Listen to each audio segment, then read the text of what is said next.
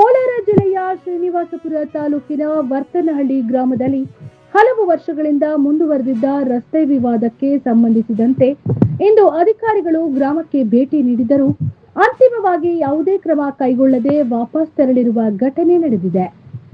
ಇದೇ ವೇಳೆ ನಕಲಿ ದಾಖಲೆ ಸೃಷ್ಟಿಯ ಆರೋಪವೂ ಕೇಳಿಬಂದಿದ್ದು ಪ್ರಕರಣ ಮತ್ತಷ್ಟು ಚರ್ಚೆಗೆ ಗ್ರಾಸವಾಗಿದೆ. ವರ್ತನಹಳ್ಳಿ ಗ್ರಾಮದ ನಿವಾಸಿ ಹರೀಶ್ ರೆಡ್ಡಿರವರ ಮನೆಗೆ ಸಂಪರ್ಕ ಕಲ್ಪಿಸುವ ರಸ್ತೆ ಸೌಲಭ್ಯ ಇಲ್ಲದ ಹಿನ್ನೆಲೆ ಸಮಸ್ಯೆ ಪರಿಹರಿಸುವಂತೆ ಅವರು ತಾಲೂಕು ಆಡಳಿತಕ್ಕೆ ಮನವಿ ಸಲ್ಲಿಸಿದರು. ಈ ಅರ್ಜಿಯ ಆಧಾರದ ಮೇಲೆ ಸೋಮವಾರ ತಾಲೂಕು ಆಡಳಿತದ ಅಧಿಕಾರಿಗಳು ಹಾಗೂ ಪೊಲೀಸ್ ಸಿಬ್ಬಂದಿ ಗ್ರಾಮಕ್ಕೆ ಭೇಟಿ ನೀಡಿ ಸ್ಥಳ ಪರಿಶೀಲನೆ ನಡೆಸಿದರು.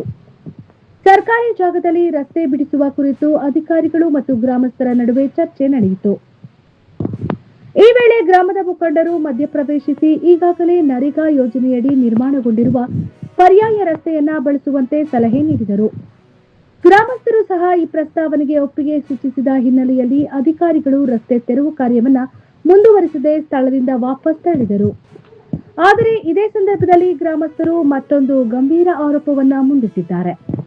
ಗ್ರಾಮದ ಸರ್ಕಾರಿ ಕಂದಾಯ ಜಾಗವನ್ನ ಕೆಲವರು ಗ್ರಾಮ ಪಂಚಾಯಿತಿಯಲ್ಲಿ ನಕಲಿ ದಾಖಲೆಗಳನ್ನ ಸೃಷ್ಟಿಸಿ ತಮ್ಮ ಹೆಸರಿಗೆ ಮಾಡಿಕೊಳ್ಳುತ್ತಿರುವುದಾಗಿ ಆರೋಪಿಸಿದ್ದಾರೆ. ಈ ಬೆಳವಣಿಗೆಯಿಂದ ಗ್ರಾಮಸ್ಥರಲ್ಲಿ ಆತಂಕ ಹೆಚ್ಚಾಗಿದ್ದು, ನಕಲಿ ದಾಖಲೆಗಳ ಕುರಿತು ಸಮಗ್ರ ತನಿಖೆ ನಡೆಸಿ ತಪ್ಪಿತಸ್ಥರ ವಿರುದ್ಧ ಕಾನೂನು ಕ್ರಮ ಕೈಗೊಳ್ಳಬೇಕೆಂದು ಗ್ರಾಮಸ್ಥರು ಒತ್ತಾಯಿಸಿದ್ದಾರೆ. ರಸ್ತೆ ಸಮಸ್ಯೆಗೆ ತಾತ್ಕಾಲಿಕ ಪರಿಹಾರ ಕಂಡುಬಂದಿದ್ದರೂ ನಕಲಿ ದಾಖಲೆಗಳ ಆರೋಪ ಇದೀಗ ಹೊಸ ವಿವಾದಕ್ಕೆ ಕಾರಣವಾಗಿದೆ.